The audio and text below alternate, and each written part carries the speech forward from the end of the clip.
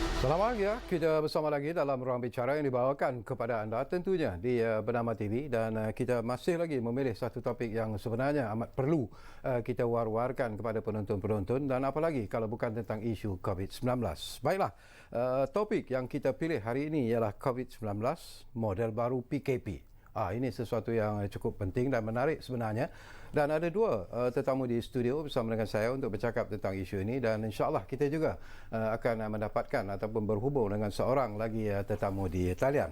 Apapun yang berada di studio bersama dengan saya, kita ingin mengucapkan setinggi-tinggi terima kasih dan selamat datang semula kepada yang berbahagia Profesor Madia Dr. Malina Osman yang merupakan pakar kesihatan awam Jabatan Mikrobiologi Perubatan di UPM. Jadi Prof, apa khabar? Baik, Alhamdulillah. Sehat ya? Sehat. Kita mesti selalu sehat sebenarnya. Dan kita juga ingin mengucapkan selamat datang buat pertama kalinya kepada yang berbahagia Profesor Madia Dr. Muhammad Yusof Sa'ari, iaitu Ketua Ekonomi di Pusat Kajian Pasaran Boroh Masa Hadapan IAS dan UPM CS Perkeso. Jadi Prof, apa khabar? Baik, Alhamdulillah. Sehat ya? Wonderful. Terima kasih banyak-banyak kerana sudi menerima undangan kami untuk bersama di ruang bicara ini. Terima kasih juga. Selalu banyak terima undangan tapi jauh nak ke sini. Office di mana? Office di Putrajaya. Saya banyak buat ada di stesen TV lain. Okey. Itulah saya macam pernah lihat wajah anda sebenarnya. Dan kita juga insya-Allah akan cuba menghubungi nanti seorang lagi tetamu iaitu yang berbahagia Datuk Syamsuddin Bardan yang merupakan pengarah eksekutif di Persekutuan Majikan Malaysia ataupun MEF. Baiklah. Mungkin sesuatu yang membimbangkan kita sebenarnya Dr. Malina dengan apa yang berlaku.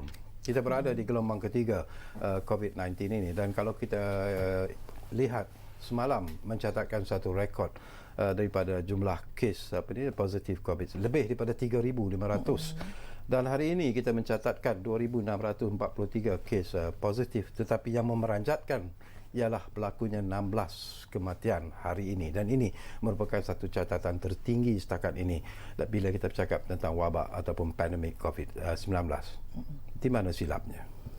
Okey, kalau kita tengoklah dari segi keseluruhannya wabak ni sejak bulan mulai dikesan Februari tahun lepas hinggalah sekarang ni kita berada lebih saya ingat 9 hingga ke 10 bulan ya.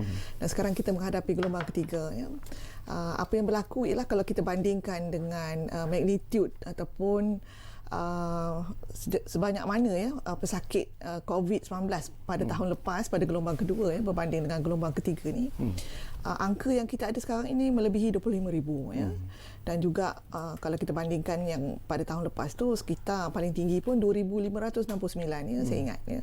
Jadi dengan angka 10 kali ganda tu apa yang kita boleh bayangkan ialah sistem perkhidmatan kita bekerja dengan lebih keras ya untuk menghadapi ramai ya pesakit-pesakit yang sekarang perlu menerima rawatan sama ada di ward khas COVID ataupun hospital COVID ya, dan juga yang menerima rawatan di ICU. Catatan saya juga menunjukkan kes ICU kita memang agak tinggi pada masa ini dengan 170 ya.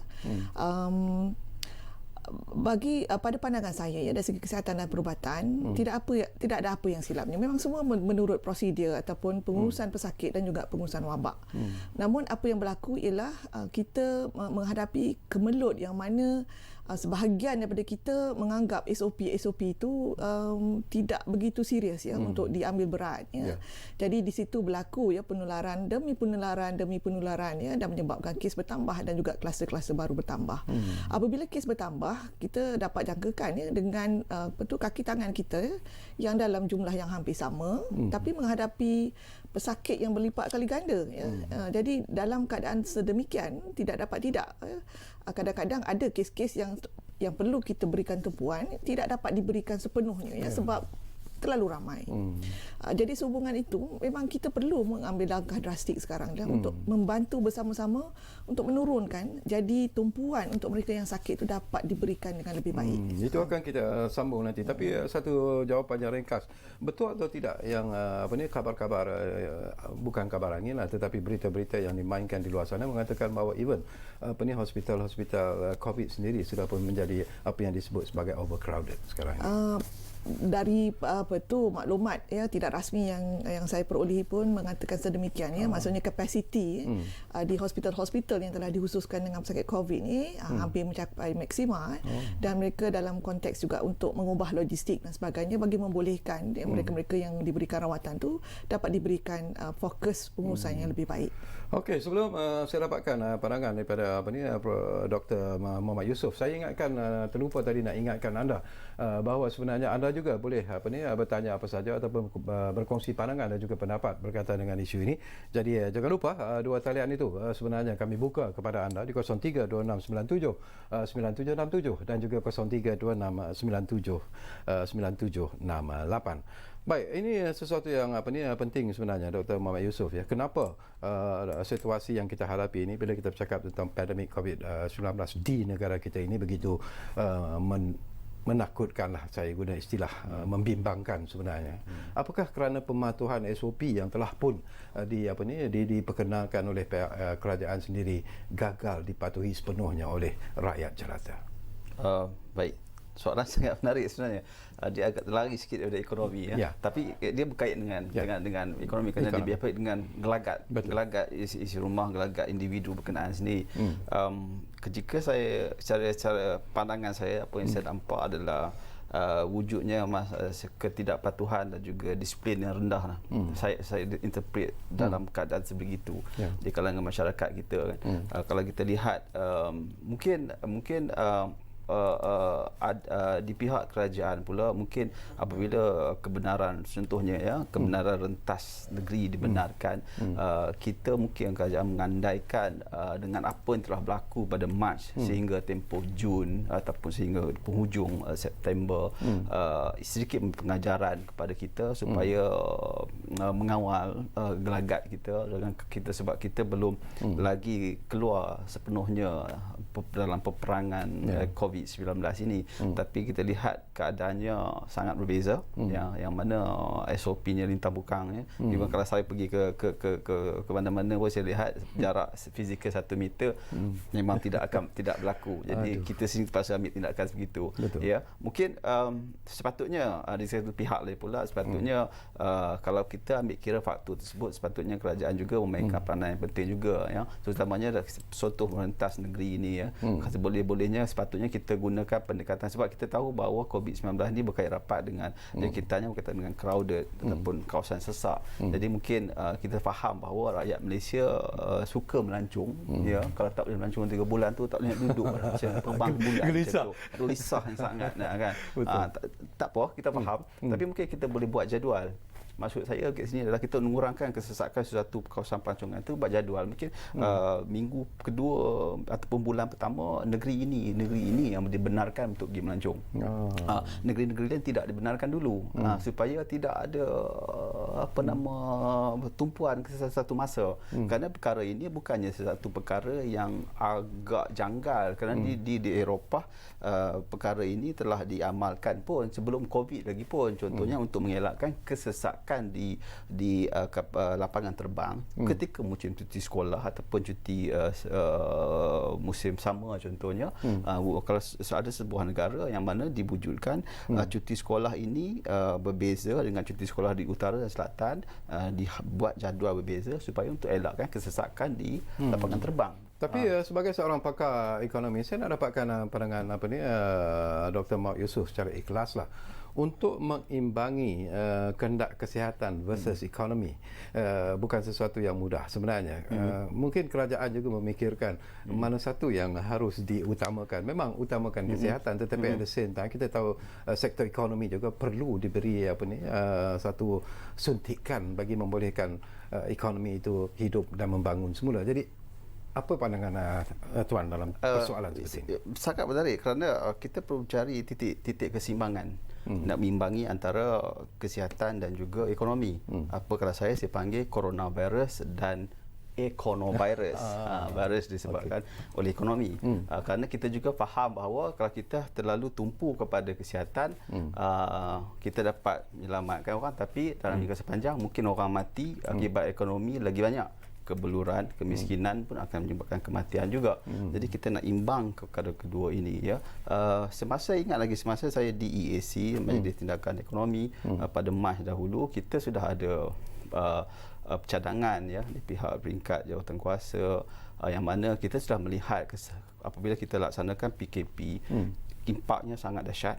Ya, kita sebab setiap hari kita berjumpa dengan pelbagai orang dan pelbagai masalah yang timbul. Tapi kita sudah cadangkan sebenarnya di awal lagi, apabila pada ketika itu sudah tiba masa mungkin kita buat bersasar. Maksudnya kawasan hijau kita terus benarkan mereka melaksanakan aktiviti ekonomi seperti sedia kala. Ya, tak perlulah kita lockdown atau buat PKP seluruh Malaysia. Dan akibatnya sekarang natijah dia kita yang rasa sekarang ni dengan tak pernah ada dalam sejarah bajet rancangan ekonomi sampai 4 kali menelan belanja melebihi 350 bilion dalam sejarah paling tinggi, dan belanjawan 2021 juga adalah antara belanjawan paling tinggi semata-mata untuk kita memastikan ekonomi berjalan dan juga untuk pulih akibat daripada kesan 2 bulan yang dulu hampir 2 bulan kita buat lockdown. Jadi sangat penting kat sini imbangi antara kedua-duanya, dan imbangi kat sini saya nampak apa saja kaedah yang dilakukan bergerak ke hadapan adalah memastikan ekonomi itu berjalan. Okey, ini menarik sebenarnya apa ni Dr. Malina ya. Hari ini juga sebenarnya rakyat menunggu menjangkakan bahawa mungkin ada pengumuman khas pada Yang Berhormat Perdana Menteri, tetapi kita difahamkan ianya ditangguhkan sehingga hari Isnin. Dan ramai juga sebenarnya di luar sana yang menjangkakan mungkin melalui pengumuman khas ini Yang Berhormat Perdana Menteri mungkin akan mengumumkan bentuk PKP yang model baru lah, kita panggil PKP model baru. Tetapi apakah Dr. Malina menjangkakan bahawa ini perlu dan mungkin akan dilakukan, tetapi bagaimana ianya akan dilaksanakan nanti? Okey, dalam konteks untuk mencegah kenaikan kes terus berlaku secara mendadak, dari segi kesihatan awam, Perintah Kawalan Pergerakan memang adalah antara perkara yang pada pandangan saya perlu untuk dilakukan ya, untuk mencegah yang kita sebut adalah peningkatan secara mendadak ya. Bagaimanapun dari pengalaman yang telah kita lalui ya, daripada bulan Mac dan April ya, sehinggalah kita mula dibenarkan merentas daerah dan negeri pada bulan Jun ya. Kita lihat pelbagai kesan ya, dan juga implikasi sosial, bukan sahaja dari segi kesihatan tapi juga pendidikan dan sebagainya. Jadi saya kalau kita tengok dari segi kesihatan awam ya, saya melihat ya keperluan sekarang apabila kita hendak melakukan kawalan pergerakan, ia perlu bukan nak sebut ubah suai, tapi dimodifikasikan berdasarkan pengalaman kita yang lepas. Maksudnya tidak perlu yang kita sebut blanket restriction ya. Maksudnya bila kita sebut Perintah Kawalan Pergerakan, semua orang tak boleh bergerak, tak boleh move on ya. Kita perlu stratakan berdasarkan tadi Dr. Yusof cakap zon ya. Sepatutnya zon hijau dibenarkan ya. Dan satu lagi, mana-mana prosedur ataupun tindakan ataupun rutin kehidupan kita yang mempunyai SOP yang pada saya berkesan ya, boleh diteruskan ya. Saya bagi contoh tentang aktiviti di masjid ya. Kita tengok SOP di masjid sangat berkesan ya, untuk mengawal orang ramai ya, dalam proses ibadah yang berkenaan. Boleh diteruskan, boleh hadir ke masjid ya. Demikian juga dari segi pendidikan ya. Pada pandangan saya, untuk zon hijau tak ada masalah, boleh teruskan. Tapi untuk yang zon-zon merah ni, bagi saya boleh teruskan untuk mereka yang menduduki tahun peperiksaan dan juga tahun akhir untuk di universiti. Sebab pada pandangan saya, mereka ni mempunyai kemampuan untuk menjaga diri sendiri ya, kemampuan kendiri ya, untuk mengelakkan diri dari dijangkiti, dan di samping itu mereka ada badan pemantau untuk memastikan SOP ini dipatuhi. Jadi mana-mana yang boleh bergerak ya secara kendiri yang kita tengok berkesan, boleh diteruskan. Tapi ada aktiviti yang kita lihat pemantauan yang tidak begitu serius ya, terutama keramaian, kenduri, kendara semua tu. Tak ada siapa yang nak pantau. Bagi saya keadaan begitu memang perlu ada sekatan yang serius ya, untuk mengelakkan tularan yang lebih meluas. Kita saksikan, satu saya nak tambahlah, budaya kita dekat Malaysia ni, kita ni ramah mesra dengan semua orang ya. Orang yang kita tak kenal kita mesra, lagilah orang yang kita kenal, yang kita sayang ya. Lagilah orang yang kita hormat ya di kalangan pemimpin-pemimpin. Jadi dalam keadaan sedemikian, bila kita ada acara event makan-makan, tidak boleh tidak ya, SOP itu memang selalu tidak dapat dipatuhi. Jadi untuk keadaan sedemikianlah dari pandangan kami ya, dekat kesihatan awam ni, perlu ada langkah-langkah yang lebih seriuslah untuk menangani keadaan tersebut. Kalau kita tak mampu pantau, sekat, tak boleh buat ya. Dan satu lagi, memberdayakanlah masyarakat kita untuk saling bantu-membantu dalam konteks untuk memantau diri masing-masing ni, ataupun ada organisasi. Saya dulu pernah mencadangkan ya, kalau susah sangat dekat majlis kahwin tu, mungkin boleh jemput AJK masjid bantu untuk buat pemantauan.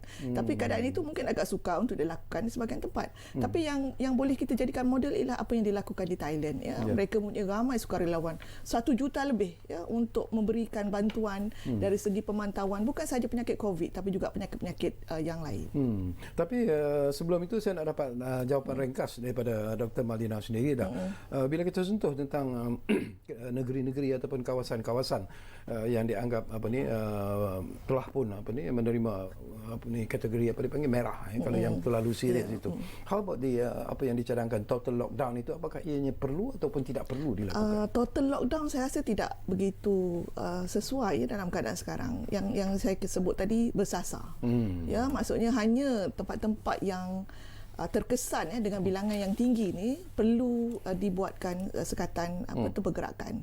Tapi yang tidak terlibat, mereka boleh meneruskan keadaan-keadaan sedemikian dan dengan penambahbaikan SOP yang seperti mana yang saya sebutkan tadi. Okey, kita difahamkan ada 2 pemanggil di talian kita sekarang ini. Kita ambil dulu panggilan ini dan kemudiannya mungkin ada sesuatu yang menarik yang boleh kita kongsikan dengan 2 pemanggil ini. Encik Ridwan dari Pulau Pinang sudah pun siap sedia sekarang ini. Assalamualaikum Tuan.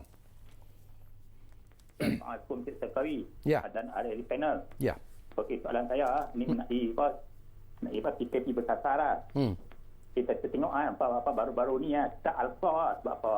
Bila kita telah alpha hari raya Christmas baru ni, belum ni kita tengok apa di Penang kan.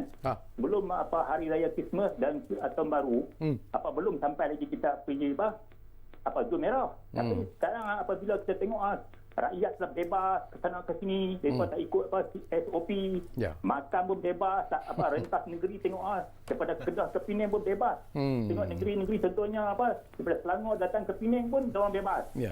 Kita ada pepatah Melayu kata mencegah lebih baik daripada mengubati, tapi kita tak ikut. Kemudian dari ekonomi lah. Saya tengok tadi ada pakar ekonomi kita. Dia ada bagi cadangan kepada pihak kuasa, tapi mereka tidak peduli. Dia orang tak ambil kira kan kepada sepatutnya bila kita zon hijau kan. Kita akan bagi buat ni kita tak kira sebab tu yang ekonomi kita tak dapat sasarannya. Itu yang tadi saya dengar yang pakar ekonomi sebut tadi. Minta ahli kedua-dua ahli panel ulas dalam hal ini. Sekian, terima kasih. Wassalam. Baik, terima kasih banyak-banyak Ridwan dari Pulau Pinang. Kita ambil satu lagi panggilan, Abdullah Osman dari Seremban, Negeri Sembilan. Silakan Cik Abdullah. Assalamualaikum. Waalaikumsalam. Ya. Ada dua perkara lah. Okey. Sepatutnya kita jaga kita dengan SOP PKP yang ketat. Terutama sekali kawasan zon merah. Terlalu longgar, tiada sekatan jalan raya dan sebagainya. Kenapa kita tidak sabar tunggu hingga vaksin sampai dan digunakan, barulah difikirkan.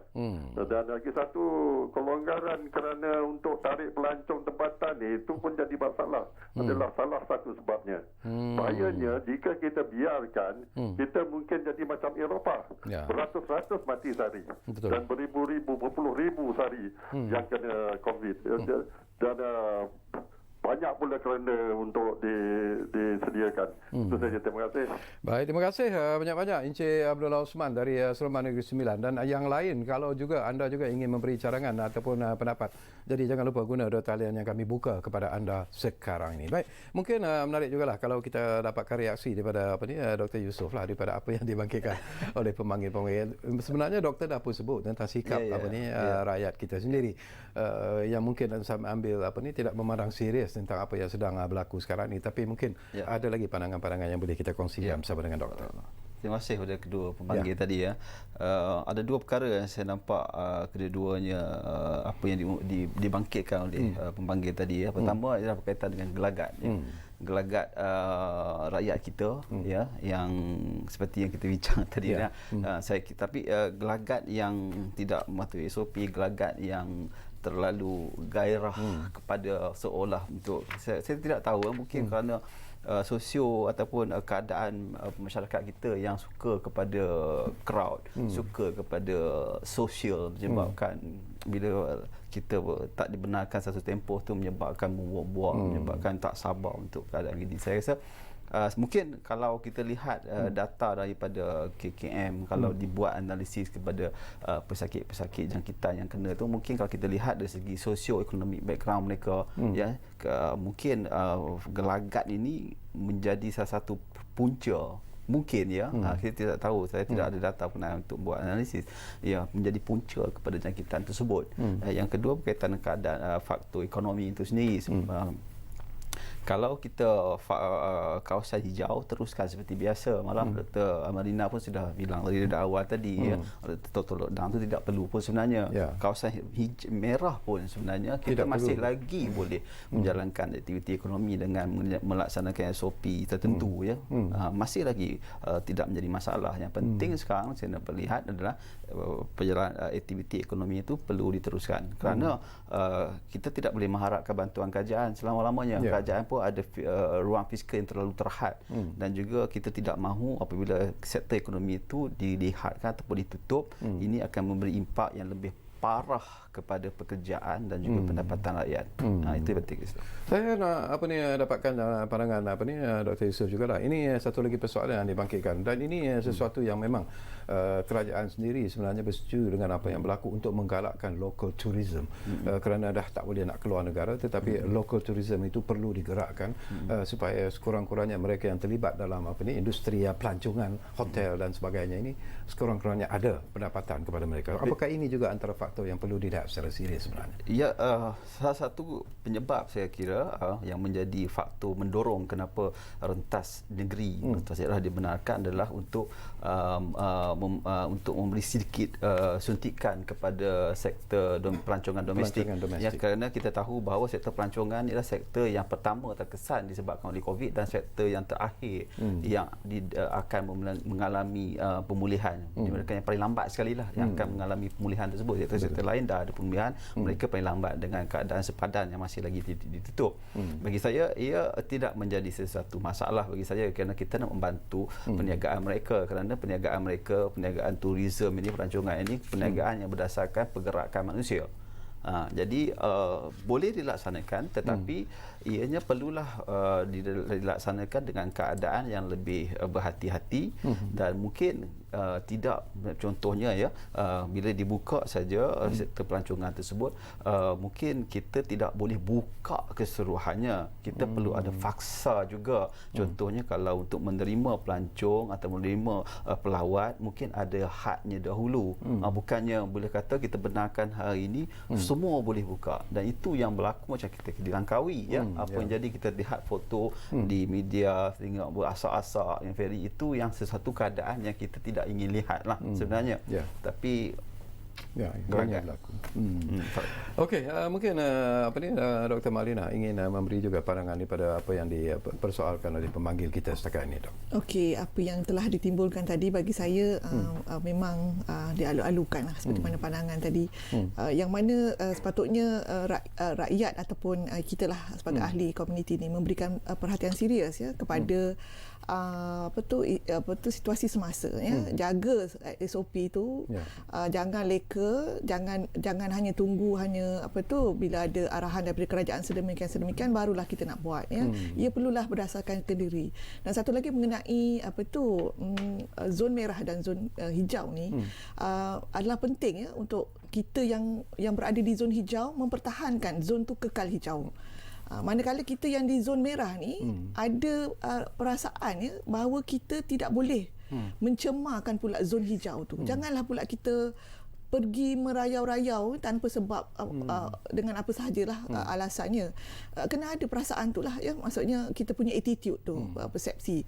Jadi dalam konteks tu kalau kita masing-masing mengambil tanggungjawab sedemikian, mudah sebenarnya bila kita nak lakukan satu lagi pusingan PKP ni. Kita tahu dia punya matlamatnya apa. Jadi masing-masing boleh mengambil peranan. Okey, sesuatu yang menarik juga saya nak dapat pandangan Dr. Yusof lah.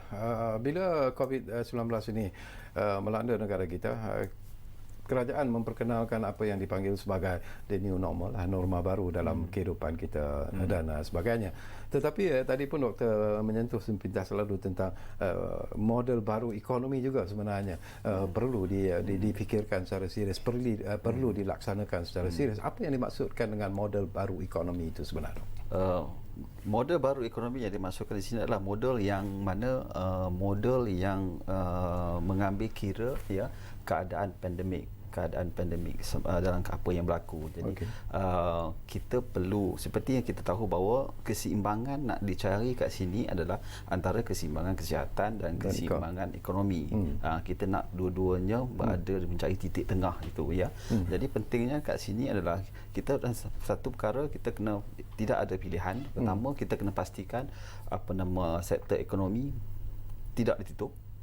Mesti berjalan. Kalau sektor ekonomi tak berjalan, seorang macam jantung manusia yang terhentilah. Jantung kena jalan, jantung ekonomi, sektor ekonomi kena jalan. Maksud memastikan orang ada kerja, ada pendapatan. Dan yang kedua, seterusnya adalah bila ekonomi berjalan, ekonomi itu perlulah berjalan dengan mengambil kira juga sektor yang berisiko dan sektor yang tidak berisiko. Ya, setengah sektor risikonya mungkin tidak di sektor dia, tapi di sektor lain. Tapi oleh kerana supply chain itu berada ataupun kita panggil kesaling bergantungan antara industri-industri dan sektor-sektor perniagaan itu menyebabkan mereka juga ada terkesannya di situ. Jadi pentingnya di sini saya tidak pasti maklumat ini sepatutnya ada di pihak kerajaan dan juga pihak yang melaksanakan membuat dasar berkaitan dengan kesihatan dan ekonomi ini adalah untuk mengetahui sektor mana yang berisiko, sektor mana tidak berisiko. Kalau contohnya pandemik itu memberi kesan kepada sektor pembinaan contohnya, menyebabkan sektor pembinaan terkesan, berapa lama dia akan sampai kepada sektor perkhidmatan pelancongan contohnya. Dia ada tempoh masa dia nak sampai tu. Itu yang perlu diambil kira sebenarnya di dalam kita nak buat dasar yang berkaitan dengan kesihatan, dengan ekonomi, dan maklumat itu perlu ada. Saya tak tahu sejauh mana maklumat itu ada dan sejauh mana mereka menggunakan maklumat ini untuk buat dasar yang lebih baik. Daripada kesan COVID-19 ini, kalau kita lihat ini dia tentang apa yang berlaku, terutamanya pengangguran pada tahun 2020 itu sendiri. Apakah bagaimana nak memperbetulkan ataupun memperbaiki situasi ini sebenarnya? Ini agak datang yang lama. Tapi tak apa. Kalau kita lihat belanjawan 2021 ya. Belanjawan 2021 kita menganggarkan kerajaan mencadangkan ataupun menjangkakan 500,000 peluang pekerjaan baru nak diwujudkan tahun ini ya. Dengan mengambil kira juga tujuannya adalah kita nak bukan saja nak kita nak kurangkan pengangguran sekarang ni mungkin purata 2020 ni saya kira lebih kurang 4.6% berbanding dengan normal 3.3%. Kalau normal 3.3% tu lebih kurang 525,000 orang yang menganggur. Itu normal. Itu masa ekonomi tidak ada krisis. So kalau 4.6 maksudnya kita ada lebihan lebih kurang 200,000. Lebih kurang 700,000 yang akan menganggur, yang akan bawa ke tahun ini. Tahun 2021, yang tahun lepas bawa ke 2021. Jadi kerajaan nak cipta tahun ini 500,000 pekerjaan supaya yang tahun lepas dapat kerja ataupun yang tahun ini juga yang akan keluar graduate, yang akan keluar sekolah tahun 2021 ni pun akan ada peluang pekerjaannya. Jadi ini kalau kita laksanakan PKP, saya berpandangan bahawa sukar. Satu kebimbangan saya adalah kita sekarang ni recovery bertumbuh dah naik positif, sehingga kalau kita PKP sekali dia akan jatuh, dan saya tak bimbang jatuh jatuhnya tu tak tahu berapa lama nak naik pick up balik. Seolah macam ni. Saya selalu bagi analogi, tak tahu Dr. Melina setuju atau tidak ya. Saya seorang ni accident, kaki patah kan. Kita dah rawat dia melalui pembedahan fisiologi semua. Dan kita dah bantu dia untuk berjalan. Tiba-tiba kita ambil kayu, kita patah lagi sekali. So mungkin dia tak boleh nak dipulih dah. Itu yang kita tak mahu tu. Okey. Okey, kita akan sambung lagi. Semakin menarik sebenarnya perbincangan ini, dan apapun kita akan berehat dulu buat seketika. Dan kepada anda, kalau masih lagi ingin menggunakan dua talian yang kami sediakan, dua talian itu masih kami buka kepada anda sebenarnya, dan tanyalah apa saja berkaitan dengan isu yang kita bincangkan hari ini, iaitu COVID-19 model baru PKP. Kita lihat dulu.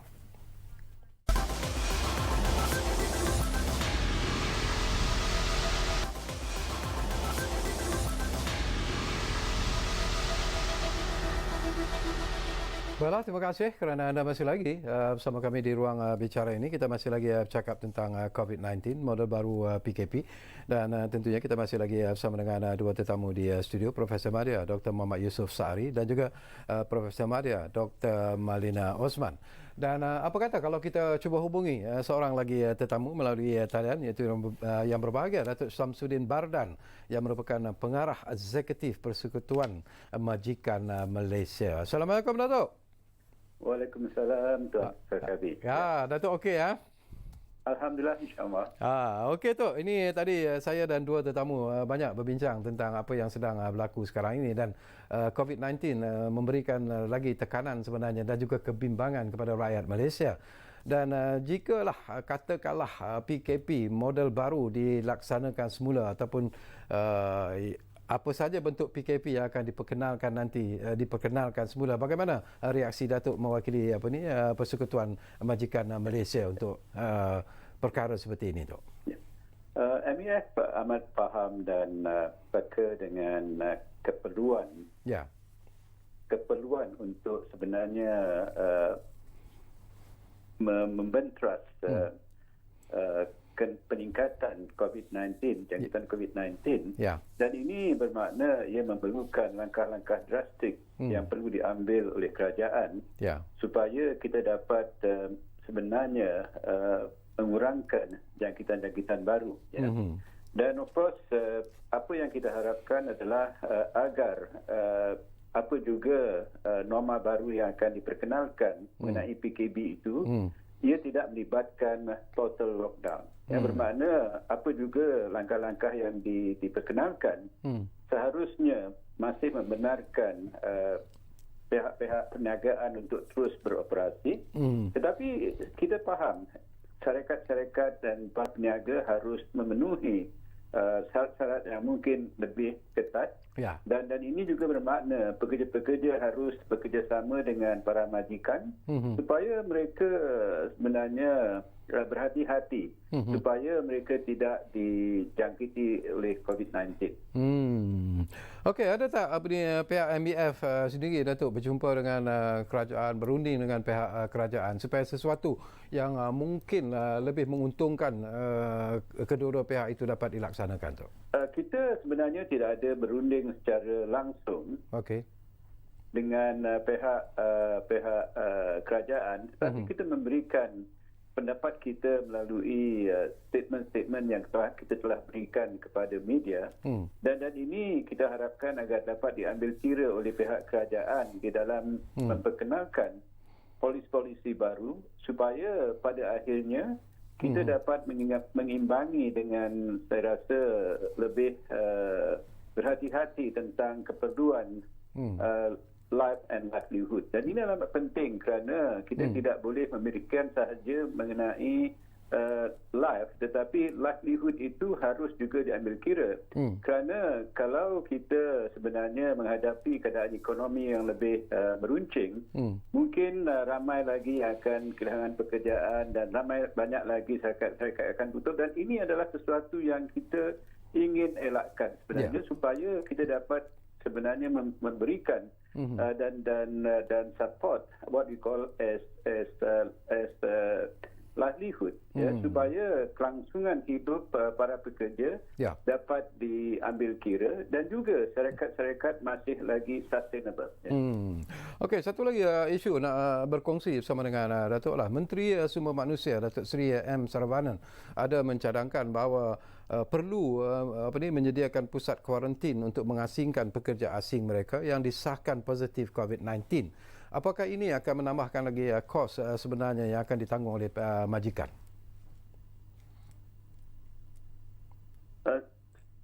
Sebenarnya kita amat sebenarnya terperanjat dengan saranan berkenaan kerana sebenarnya untuk syarikat-syarikat menubuhkan quarantine center sendiri adalah saya rasa tidak praktikal. Kerana kalau katakanlah kita ada satu ataupun dua pekerja yang dijangkiti COVID-19, adakah itu bermakna syarikat harus menyediakan pusat kuarantin? Dan syarikat-syarikat sebenarnya tidak mempunyai pengalaman dan juga tidak mempunyai kemahiran untuk melaksanakan ataupun manage the quarantine center. Dan saya rasakan bahawa jika itu berlaku, ianya tidak economical dan tidak ada economies of scale dan adalah lebih baik kalau perkara ini sebenarnya dibuat di pusat-pusat yang ditubuhkan oleh pihak kerajaan. Okey. Baik, terima kasih banyak-banyak kepada Datuk Syamsuddin Bardhan kerana sudi bersama kita walaupun secara ringkas di ruang bicara ini, tetapi menarik apa yang dibangkitkan dan juga komen yang diberikan oleh saudara ataupun yang berbahagia Datuk Syamsuddin Bardhan. Baik, kita kembali kepada kedua-dua tetamu saya yang berada di studio. Ini pun barangkali menarik jugalah tentang open letter ataupun surat terbuka kepada Perdana Menteri 10 critical actions to manage COVID-19. Ada 46 pakar perubatan sebenarnya yang menandatangani surat kepada Perdana Menteri ini, tapi mungkin Dr. Malina ada pandangan tersendiri. Apakah ianya genuine ataupun ada cadangan-cadangan yang menarik dan baik sebenarnya untuk dilihat secara serius oleh kerajaan? Okey, dari segi surat tu saya pun sendiri tidak pastilah sama ada dia merupakan memang sahih lah. Kita tak pasti, tapi dari segi isi-isinya itu memang menjurus kepada cadangan penambahbaikan kepada situasi kita yang ada hari ini. Antara yang dicadangkan ialah penambahbaikan dari segi kaki tangan yang menguruskan wabak dan juga isu-isu semasa yang berlaku di lapangan yang berkaitan dengan pengurusan pesakit dan sebagainya. Cuma ada beberapa perkara di situ yang dia highlightkan, termasuklah tentang perkongsian data oleh Kementerian Kesihatan dengan mereka yang merupakan pemegang taruh dalam konteks untuk mengawal wabak ni.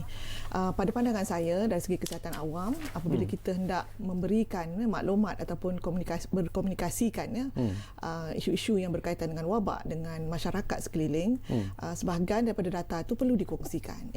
Bukanlah maksudnya bila kita nak kongsikan data tu kita akan membuka semua rahsia pesakit. Dia bukannya macam tu. Tapi ia adalah cukup untuk kita memberikan maklumat untuk menimbulkan kesedaran. Dan dengan kesedaran itu kita harap mereka akan lebih berhati-hati dan lebih bersungguh-sungguh untuk mengamalkan cadangan-cadangan pencegahan dan juga kawalan yang perlu dilakukan. Sebab apa yang berlaku sekarang ini ialah nama kluster-kluster terus dirahsiakan dan ada yang memberikan pandangan bahawa ia kerana ditakuti akan menimbulkan isu confidentiality, kerahsiaan dan juga menimbulkan stigma. Tapi pengalaman saya dalam kawalan wabak ni, isu berkenaan tidak timbul untuk penyakit-penyakit yang lain. Macam denggi, kita boleh aja untuk isytiharkan kawasan-kawasan ataupun lokaliti tertentu. Sebab kita hendak kawasan tersebut mengetahui bahawa keadaan mereka zon yang mereka duduk itu mengalami isu wabak dan perlu masing-masing melakukannya. Saya bagi contoh, macam saya di Bangi, Hulu Langat, dekat dengan Hentian Kajang. Bila disebut tentang hentian, kita tertanya-tanya hentian yang mana satu. Kita banyak hentian bas dan sebagainya. Dan bagi saya, masyarakat pada hari ini mereka sudah cukup tahap intelek tu tak perlu dipersoalkan. Bukannya bila kita tahu hentian Kajang tu kita akan membuat persepsi ataupun kata-kata yang negatif. Bagi saya masing-masing akan membuat tindakan berjaga-jaga, dan jika mereka perlu kehentian kajang tu, mereka akan lebih berhati-hati untuk melakukan langkah pencegahan. Dan satu lagi ialah data-data ni pada pandangan saya juga, bila kita berada di kesihatan, sebahagiannya boleh dibuatkan kajian mudah, ya. Saya bagi contoh seperti mana yang berlaku di China sebelum ni, iaitu semasa kita tertunggu-tunggu apa sebenarnya yang berlaku di China.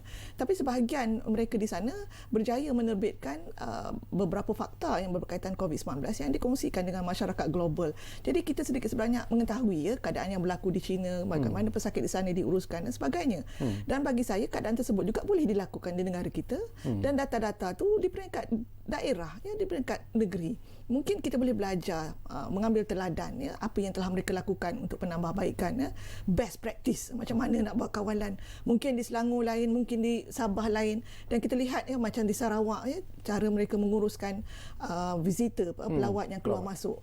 Kita mungkin kebanyakan tak sedar keadaan tersebut sebab tidak diwar-warkan. Tapi kalau masing-masing dapat maklumat tersebut, saya yakin, ya, kita mampu untuk melakukan yang lebih baik untuk pencegahan dan kawalan ini. Okey, kita ambil dua panggilan lagi yang ada di talian kita sekarang ini. Aida dari Johor, kalau tak silap saya, sudah pun bersiap sedia sekarang ini. Assalamualaikum, dah. Halo. Halo, ya. Assalamualaikum. Waalaikumsalam, ya. Halo, Assalamualaikum. Waalaikumsalam, silakan. Kepada ahli panel dan Datuk Syakawi, saya nak beri pandangan. Ya. Saya nak beri pandangan, selama kita dari awal kita menghadapi COVID kan, ya, kerajaan mula-mula dah bagi, masa tu orang masih bekerja, masih sanggup bekerja, maksudnya ada rezeki lagi kan untuk menampung keluarga. Kerajaan buat satu SOP apa semua ni dah macam dah bagus lah kan, lepas tu dah boleh bendung curve tu kan. Ya. Tetapi bila kerajaan bagi duit percuma pada rakyat, pada ni semua kan, dan jadi macam lemak, dia dah siap dah tak nak duduk rumah. Pergi jalan sana sini semua sana kan, pergi melancong lah, pergi apalah. Itu menyebabkan makin bertambahlah masalah tu. Dan patutnya di rumah tu duduk sembahyang, berdoa pada Tuhan. Semua orang berdoa sambil buat kerja, makan apa yang ada, insya-Allah Allah akan bagi pemulihan. Tapi kalau kita orang Islam pun asyik nak pergi melancong aja. Patutnya kita jaga anak-anak isteri kita, keluarga kita. Ya. Sementara waktu tak payahlah melancong-lancong kan, baik dalam keluar negara kan. Ya. Pergi ikut cakap kerajaan. Betul. Jaga SOP. Ya. Barulah kita boleh, Allah akan bagi kita dengar cakap kerajaan, kita ikut dengan cakap Allah suruh. Kerjakan solat, kerjakan apa, doa, ajak anak-anak semua berdoa. InsyaAllah. Orang bukan Islam, dia cara dia. Orang Islam cara Islam. InsyaAllah Allah akan bagi kebaikan. Baik. Itu je. Terima kasih. Itu pandangan saya. Baik, terima kasih. Menarik pandangan Aida dari Johor. Ini tentunya pasal Aisina lah ni. Okey, tak apa.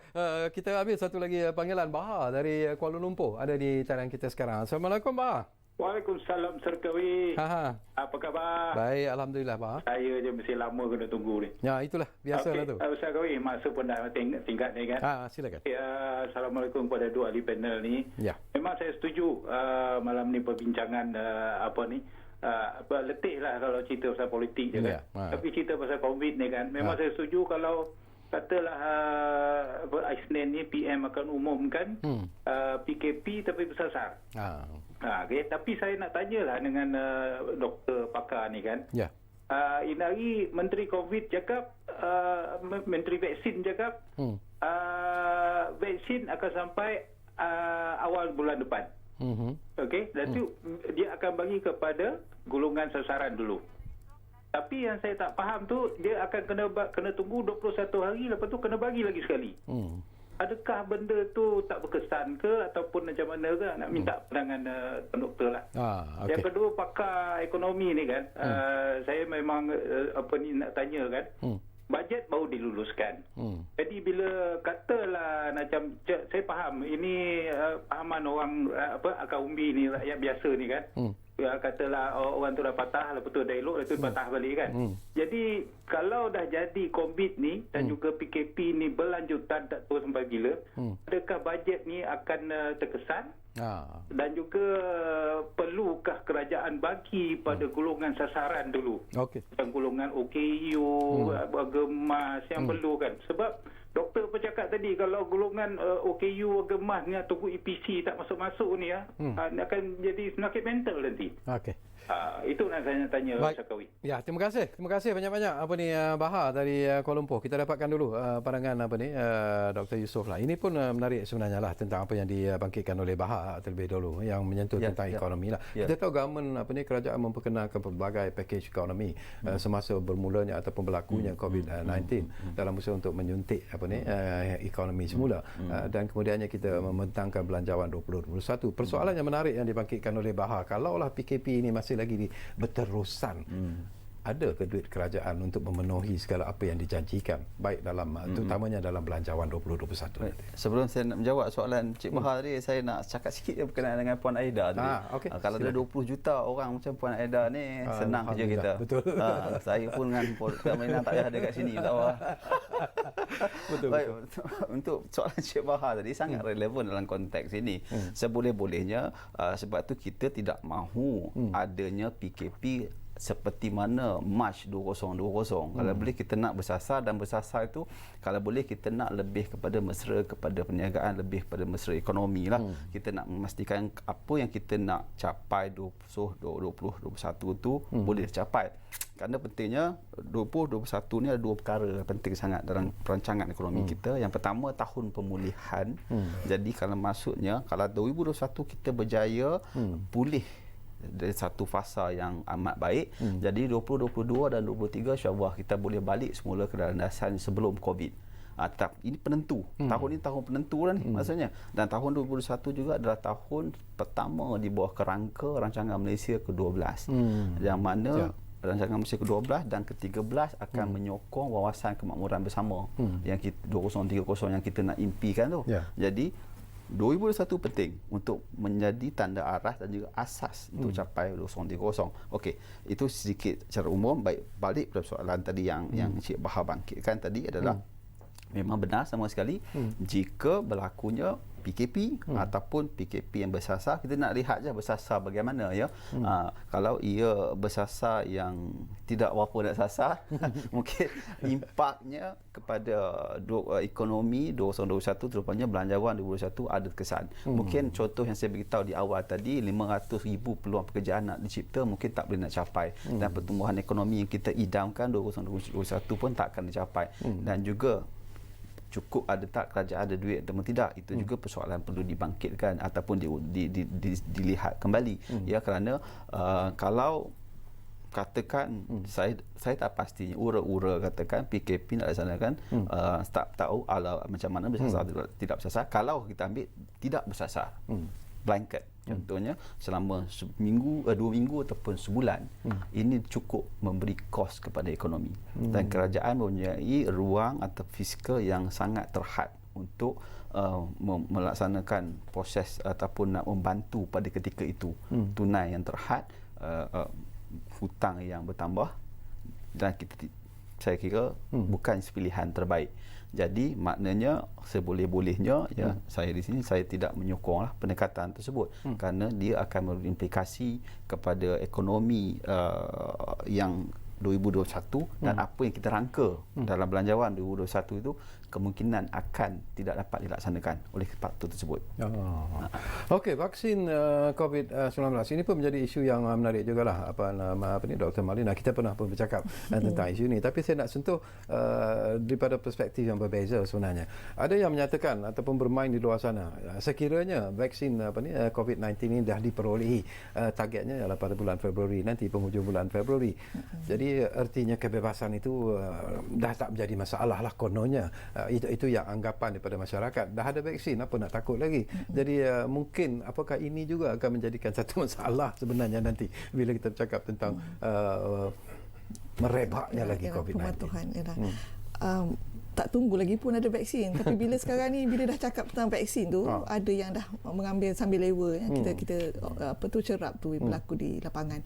Sebelum tu saya nak jawab dulu yang Cik Bahar tanya tadi tu tentang vaksin tu. Dia tanya kenapa ada 21 hari tu, kenapa kena bagi 2 kali.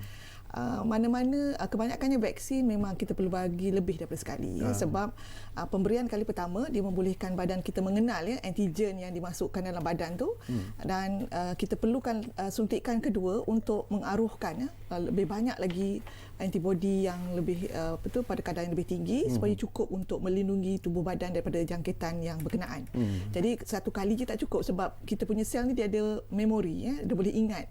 Jadi kalau kita tak beri satu lagi suntikan, dia mungkin lupa terhadap jangkitan tersebut. Jadi sebab itulah kita kena berikan suntikan tu 2 kali.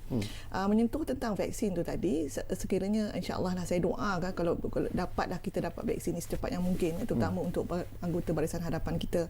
Dan sekiranya vaksin tu dah sampai, dijangka pada bulan Februari ni, kemudian kita kena menunggu lagi untuk suntikan kedua dan kita mengambil masa sebenarnya untuk kembali pulih. InsyaAllah ada tanpa ada sebarang kesan yang kita tak jangka, kita haraplah semua tu tak berlaku dan keberkesanan dapat kita capai. Pada pandangan saya, mengambil kira logistik dan juga immuniti kelompok secara menyeluruh, sekurang-kurangnya kita memerlukan 6 hingga 1 tahun untuk kembali pulih sepenuhnya. Jadi maksudnya bukanlah bila kita dah bagi vaksin terus saja pulih. Boleh dah tak payah dah patuh pada SOP sebab kita tengok di Amerika Syarikat mereka telah memulakan vaksin pada awal Disember tapi apa yang berlaku sekarang, kes-kes kematian terus meningkat beberapa hari lalu sehingga 4,000 kematian sehari. Jadi maksudnya fasa tu mengambil masa yang mana untuk mendapat liputan menyeluruh sehingga vaksin tu berkesan mengambil masa. Bila kita cakap tentang vaksin ini pun dari aspek ekonomi jugalah, Dr. Yusof ada juga yang memainkan isu ini, mengatakan kita membayar lebih jika dibandingkan dengan negara-negara dibanding dengan Belgium, kata silap saya, kita membayar berkali-kali ganda. Jadi mungkin your explanation lah dalam isu ini. Betul ataupun tidak sebenarnya, ataupun hanya mainannya bersifat politik. Saya kira ini belum jelas lagi. Saya kira kerajaan belum lagi membuat keputusan berapa yang perlu dibayar. Itu saya rasa masih lagi spekulasi, masih lagi tinggal spekulasi. Dan juga kalaupun kita diminta untuk tambah untuk sendiri, saya rasa itu mungkin amountnya tidak besar kerana kita faham bahawa 2020 baru kita meninggalkan beberapa hari lepas, kerajaan telah memperuntukkan satu jumlah yang sangat besar kepada untuk memastikan kelangsungan hidup rakyat pada 2020 tu contohnya upah subsidi lebih daripada 12 bilion kerajaan telah berikan supaya untuk mengekal, supaya tidak ada pengangguran, supaya rakyat ada kerja. Itu salah satu sumbangan kerajaan yang sangat besar. Jadi apalah salah sangatnya kalau vaksin ini sedikit ditambah oleh rakyat. Dan mungkin juga kalau orang di luar sana sekarang duk cerita tentang pengeluaran air sinar kan tadi tu tahu tadi agak menarik. Jadi apa salahnya kalau rasa terlalu mahal, mungkin kita ambil sedikit dana daripada air sinar tu untuk bayar kepada vaksin. Saya rasa itu lagi baik daripada kita mengeluarkan wang tersebut dan dibelanjakan kepada perkara-perkara yang tidak sepatutnya. Tapi sebagai seorang pakar ekonomi, apakah doktor mencadangkan bahawa mereka yang mungkin akan disuntik, ialah kita yang akan disuntik dengan vaksin ini nanti adalah sepatutnya percuma ataupun sekurang-kurangnya membayar sikit untuk membantu dari segi kewangan? Saya kira untuk mendapat percuma itu mungkin tidak berlaku. Saya kira mungkin hanya kepada mungkin frontliners mungkin yang rakyat biasanya kebanyakan mungkin perlu sedikit pembayaran kerana kita tak faham bahawa bukannya saya cuba untuk memahami di pihak sudut kerajaan saya kerana kita telah membelanjakan jumlah wang yang besar, lebih daripada 350 bilion untuk nak belanjakan 4 pakej rangsangan. Itu satu amount yang sangat besar. Jadi kalau dibayar sedikit pun saya rasa tidak menjadi masalah, tetapi bagi mereka yang mempunyai kewangan yang mencukupi, dan saya sarankan bagi mereka yang terkesan, terutamanya mereka yang masih lagi tidak mempunyai pekerjaan tetap, pekerjaan mereka hilang pada tahun lepas disebabkan faktor COVID ini, apalah salahnya jika mereka diberi secara percuma, bersasarlah juga. Okeylah, kita hampir-hampir di penghujung, tinggal lebih kurang 1 ataupun 2 minit saja lagi Dr. Malina lah. Saya tahu Dr. Malina selalu keluar di media-media TV sebagainya lah, memberi komen tentang COVID-19 ini. Kadang-kadang kami di media pun merasa sedikit kecewa lah. Ada pihak yang mengatakan bahawa bila keluar di media saja kita menghentam kerajaan, tidak menyokong kerajaan dalam COVID-19. Apakah Dr. Malina boleh menafikan bahawa sesungguhnya kita juga di media termasuklah bernama TV memainkan peranan untuk membantu kerajaan menyediakan rakyat tentang COVID-19? Okey. Saya kongsikanlah pengalaman saya sejak COVID-19 ni melanda Februari tahun lepas ya. Sejak Februari tahun lepas hingga sekarang ni saya hampir muncul setiap hari dalam media untuk bercakap tentang isu ni. Sepanjang saya bercakap tentang isu COVID ni, saya rasa tidak ada satu pun yang saya berikan komen-komen, sebab saya dulu adalah merupakan kaki tangan dalam Kementerian Kesihatan dan kita tahu bagaimana kita berfungsi, bagaimana kita melaksanakan tanggungjawab ya untuk memberikan perkhidmatan terbaik kepada rakyat. Jadi apa sahaja yang dilakukan kerajaan pada masa ini adalah merupakan satu tindakan yang sangat tepat ya untuk membolehkan pengurusan wabak ni dapat dikendalikan dengan baik dan adalah merupakan tanggungjawab kita ya sebagai individu dalam masyarakat untuk patuh kepada semua arahan-arahan tersebut, kerana tidak ada sebarang agenda pun ya. Agendanya adalah untuk menyelamatkan kita semua, merawat yang sakit dan melindungkan mereka-mereka yang masih sihat ni dari mendapat jangkitan. Baik, terima kasih banyak-banyak kepada Profesor Madia, Dr. Malina Osman. Terima kasih kepada yang berbahagia, Profesor Madia, Dr. Muhammad Yusof Saari, kerana sudi bersama kita di ruang bicara ini. Banyak lagi sebenarnya yang ingin kita sentuh, tetapi seperti biasalah masa sentiasa mencemburui kita sebenarnya. Terima kasih kepada anda yang memanggil kami dan tentunya terima kasih kepada anda yang terus menyokong kami di ruang bicara ini. Kita jumpa lagi. Assalamualaikum.